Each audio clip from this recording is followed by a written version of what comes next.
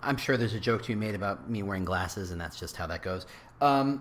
So let's just skip past that. Let's skip past the goofy startups. Let's skip past the threats of singing, the rude threats of singing, which I never ever take up. I'm never going to do it. I'm just not a great singer. I mean, maybe I am. I just don't know. I sing to myself. I sing to my child. And even she goes, really? So let's stick to whistling. Anyway, employer brand, as we've discussed on so many different levels in so many different ways, is a weird job. It involves so many different skill sets and so many core competencies and influencing so many different teams. And there's such a weird, you have to touch all these places and spaces and people that it's very easy to get lost in the weeds. It's very easy to completely forget the forest and just stare at each individual tree and just wondering why you're not making the impact you want to make. So I want to offer up a way of thinking or a way of seeing, really more than anything else, how you're approaching the job that will allow you to better prioritize what you're doing, to better focus on making an impact at each individual level and ensuring that all the pieces kind of add up to more than the sum of their parts. It is a kind of alchemy where 2 + 2 = 47, and that's the kind of alchemy you should be trying to achieve every single day. But how is always a bit of a mystery, right? Turning lead into gold, I don't think anybody ever figured that one out. So let's talk about how to see your work as an employer brand professional through a slightly different lens to achieve better results, which is a really businessy way of saying, think it better. Think it better. My goodness. I'm not drunk. Welcome to the Talent Cast, the world's most caffeinated employer brand and recruiting podcast. I'm your host, James Ellis. Thanks so much for listening. If this is your first time for joining in, we do things a little differently. We try and do deep dives. There's not a lot of interviews here. There's not a lot of news here. This is about how do we get smarter and better. And that means how do I get you smarter and better? How do I get you to think about these problems at a deeper level so that you can solve them and look like a genius to your boss? If this isn't the first time you've been here, thanks so much for returning. Feel free to share with your friends, your coworkers, your boss. I don't know. We really do appreciate that. All right, let's get into it. Hey, how you doing? James Ellis here. Let's see. Yes, HireConf in New York. Yes, RecruitCon in Nashville. Yes, employer brand headlines. Go click on the link, get headlines, stay sharp, stay up to date, stay current on what's going on.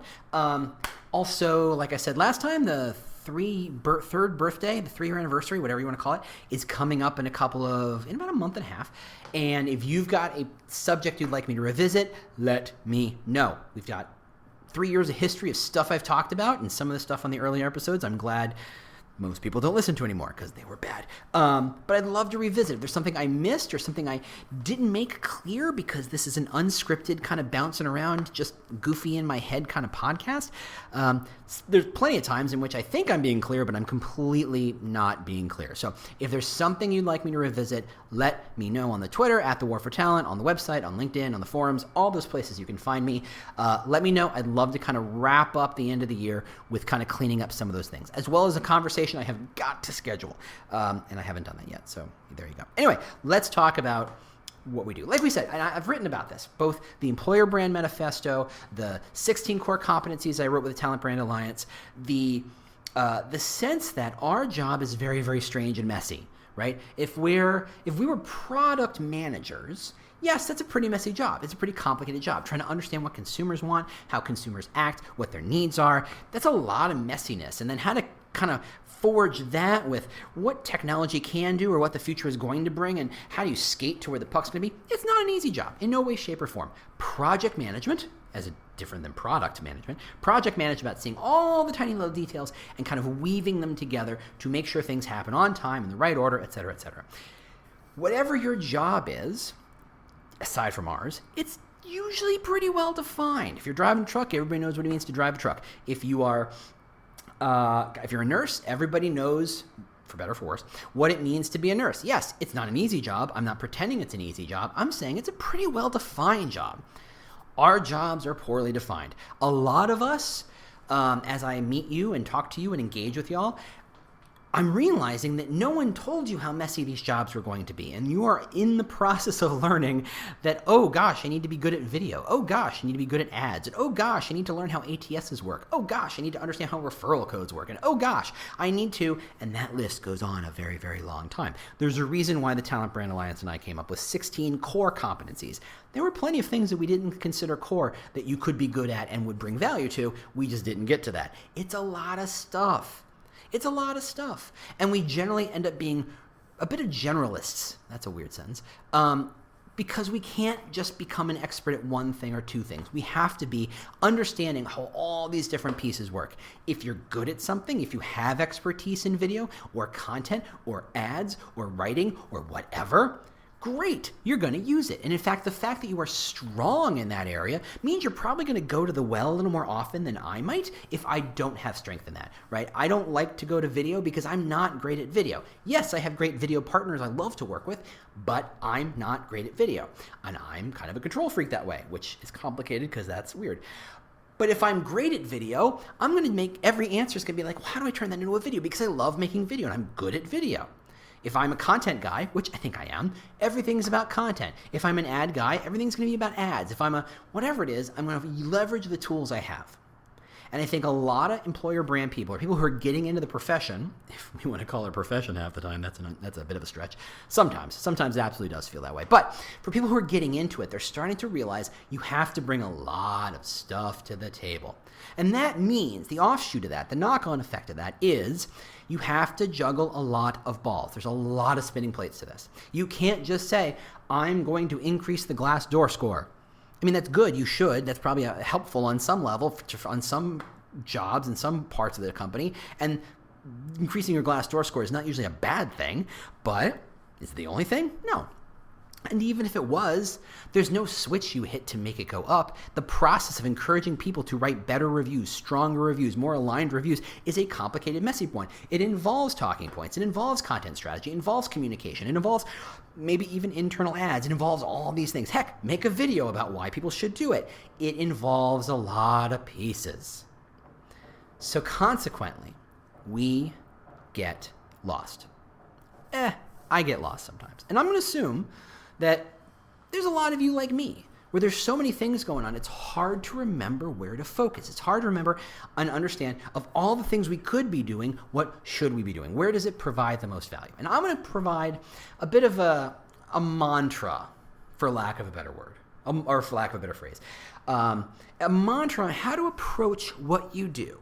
To do a couple of things. One, you want to make sure you're focusing on the right projects. You're doing good work. You're doing strong work. You're doing it what you're supposed to be doing. Two, you want to make sure that each individual disparate project is driving towards the same goal. And three, you want to give people a platform so that when they do good work and they do work and it aligns and it adds into yours, it's lined up and aligned to make sure that everybody's, again, sailing to that same North Star. So here's the mantra, and I want to make sure I get this right because I've written this down, and it's kind of in my head in a fuzzy way, but I want to make sure I got it crystal clear. And it's this. Does this thing, project, campaign, idea, ad, whatever it is, does this thing increase the perceived value of the brand?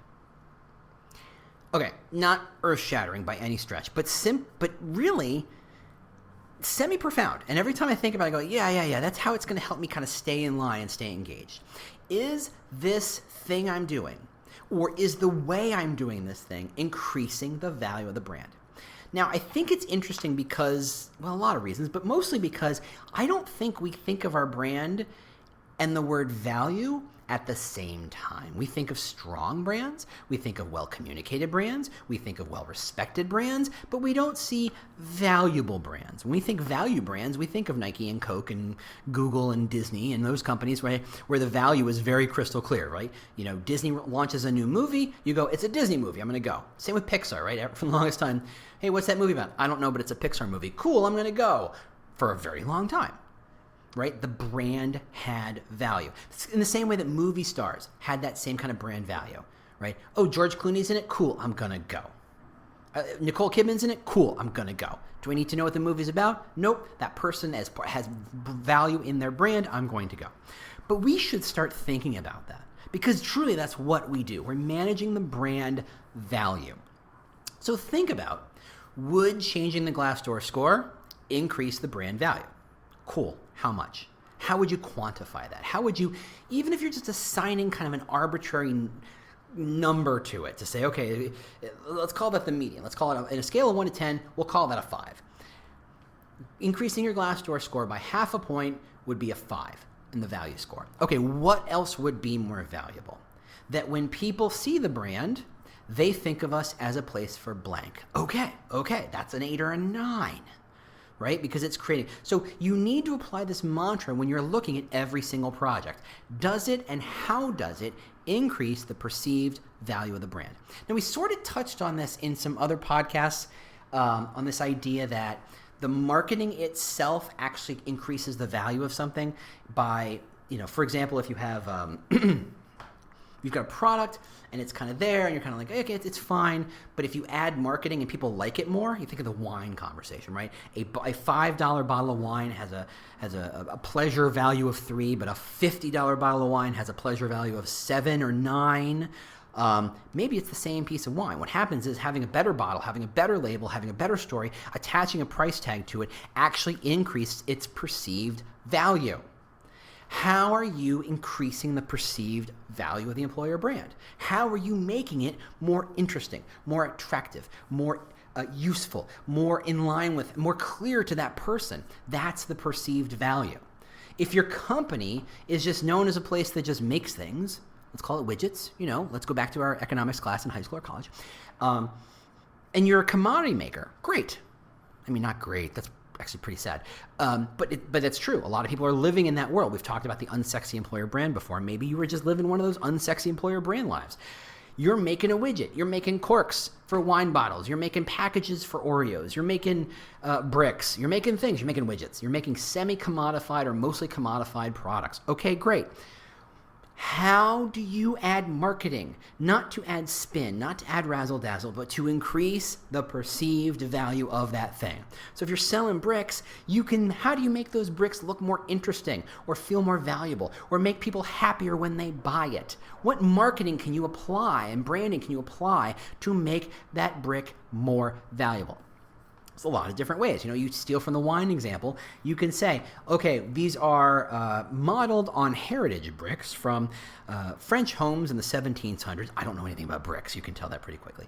And you can say, look, the value isn't just the fact that it's holding a house up, and it turns out the bricks don't hold the house up. The mortar holds the house up, and the bricks are there to hold the mortar, but that's a separate conversation. But the owner of that house will get that feeling in their heart that says, man, I'm using the same bricks that they modeled after homes in France in the 1700s because somehow it makes me feel good. Congratulations, you've increased brand value. Someone's willing to pay a premium for that kind of brick because they think it was modeled after this magical French home from a long, long time ago. Is it any better? No, not from a functional standpoint, but if people it makes them feel differently, it makes them feel better, there's value you've created. And that's interesting. Because that value happens to be very often emotional. And we talked a bit about emotion, and I don't think we've done a great job because maybe that's why that whole concept of employer branding is a thing. We generally when we talk about emotion, we talk very lightly about it. When I look at employer brand videos or employer brand guidelines, I think the most emotion I ever see is the word pride. And that's always such a weird, tenuous emotion because I can't tell you to be proud of something. I think that's weird. You got to feel it inside yourself. It's such an internal process. It's like saying, be happy. That doesn't work. Emotions are very internal.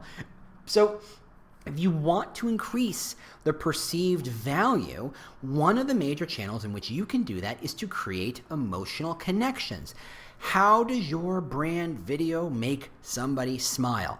How does your employer brand video make someone sad on purpose in an intentional way? How does it make them feel something profound? That is adding value to the brand. So you can use this kind of mantra to say, okay, should I be spending my time increasing my Glassdoor score, arbitrary task, whatever, or should I be using it to make videos? Well, gosh, that's a tough one because videos can mean lots of different things. Are you making lots of little micro videos, 1-minute videos? Are you making a lot of transactional videos like here's why you should apply for this job, or here's an answer to your question, or are you doing kind of a big emotional video, a 3-minute video that you hope people make? If you make a 3-minute video, how can you be sure that you're going to do it well enough that people are going to feel an emotion, right? I'm reading the reviews from those latest Stephen King movie, the It Part 2, whatever. People are like, it's not scary. They made it such that it wasn't scary. The source material is very scary. The original was very scary. And everybody's like, this one's just not that scary. They did it in such a way that their intention was to make it scary. They just didn't execute it because executing art in order to create an emotional connection is hard. It's really hard to do. And so consequently, we skip past it and go, let's go to functional. Let's go to logical. Let's go ahead and detail all the ways our employer brand is great, all the reasons why our company is great. Hey, we have a market cap of blah, blah, blah, and we have this many company employees, and this detail, bullet point, logic. And none of it creates emotion. And if it's a value of logic and bullet points, it's very hard to say that adding that bullet point, adding that logic creates value. Creates perceived value. Even on magical, huge, unicorn-like companies, that data point often undercuts the message we're trying to have. Look at what companies are going to IPO right now and have the problems they're having because the details, the logic of it, they're trying to sound bigger than they are, or they're trying to sound more important than they are, and they're missing it. They sound weird. They sound like, really? This is a business? This is how this is worked? This is the inside baseball? This is the internal machinations of this company? This company that I've used and I thought I liked? Now the details make me go, maybe I'm rethinking my like or dislike of the brand. The emotional is hard to achieve. And if we try to lean on the logical, you never get to emotional. In fact, the logical undercuts the emotional. And if you're trying to increase the value, that whole sense of the way you make marketing create value for something is emotional. So I want you to look at all your projects. And when you think about that video, for example, back to that example that I didn't quite finish up, you have to kind of balance that idea. It's like, okay, an amazing video might score a 9 on our mythical scale, or Glassdoor, what we say, what's 5? The video might be a 9, but it also might be a 2. My favorite video is still that New Zealand police video, so many different reasons, but it makes me smile. I think it's fantastic. They've actually tapped into a weird emotion, which is strange because they're cops, and that's not the sort of thing I would expect, and that in itself, that dichotomy, that surprise, that's the emotion they're going for, is part of the emotion, right? There's a trailer just came out for the new, oh gosh, and I'm going to butcher his name. He's New Zealand too. I don't know why I have New Zealand on the brain. But the guy who did the last Thor movie, he's a genius. He's an absolute lunatic. Taika? I don't know how to pronounce his name. He's got a new movie called Jojo Rabbit where it's a kid in Nazi Germany and his imaginary friend is Hitler. And you're like, this is insane, and I'm laughing at the jokes. And you're like, okay, how am I laughing at this situation? And that kind of friction between what you think you're supposed to expect and what you're seeing and how you're reacting creates an emotional tension, and that's what they're going with. That's why I've watched that trailer 3 times. It's a trailer. I don't even like movies much. It's a trailer. It's fantastic. And that's kind of what your videos can be doing. But instead, they're reaching for the logic and saying, yeah, we're a big company and here's our CEO and they're going to say the same thing everybody else says. You know what, frankly, we might as well just given you some stock footage and animated it for all the good it's going to say. You can make a video that does that. But if you apply the mantra and say, how is this adding value to the brand? Perceived value of the brand. You might say, you know what? This video that we keep watering down to make everybody happy is not going to add value to the brand. Yes, it will check a box that says, hey guys, you should really make an employer brand video, which I think everybody in the back of their head has. You might say, well, until we can do it in a way that adds perceived value to the brand, let's keep pushing it back to the end of the line. Until you can figure out how to create emotional value to really increase the value of the brand, don't do the thing. And that's how that mantra really sparks a conversation change. It sparks a filter that allows you to see all of what you're doing through a very different lens, to focus on the stuff that matters. It's very likely you were in a situation that I was, in which because no one knew what employer brand was, no one knew what to expect from you. No one knew where you were supposed to spend your time. If you're a nurse, you're supposed to spend your time doing rounds. You're supposed to be spending your time doing paperwork. Everybody knows you're supposed to do those things. And as these new jobs evolve in employer brand, no one quite knows what you're supposed to do. And you've got to develop a good thick skin, or at least a good defense mechanism that says, when someone goes, shouldn't you be building videos, or shouldn't you be making Glassdoor scores go up, or shouldn't you be writing job postings, you've got to have a defense against that. Especially if you've decided to use this mantra to say, the projects I'm going to work with and work on and focus on are the ones that increased the perceived value of the brand. And right now, we're not in a position to make a video that does that. So that's why I'm not. So because you've got some kind of fuzzy room and ways to play with what your job is, you have an opportunity to focus on the stuff that matters the most. And this is how you get to teach your company and your boss and your teams what your job really is, which, let's be fair, is kind of part of your job too. All right, so that's what I had. Thanks so much for listening. As always, comment, talk to me, bug me, come to my Twitter, say things. I don't know. Share the podcast. Let people know that you like it. I appreciate it. I'll talk to you next week. Bye. Well, the music means you've made it to the end of another episode of the Talent Cast. If this was useful to you, do not keep it a secret. Share it with your team. Share it with your boss. Share it with your networks. I don't know. Share it with your mom. If you have questions you'd like me to answer on a future show, or just, general ideas about how to make this thing better, just ping me on Twitter. I'm at The War for Talent, at The War for Talent. Thanks so much for listening, and we'll see you next week. Bye.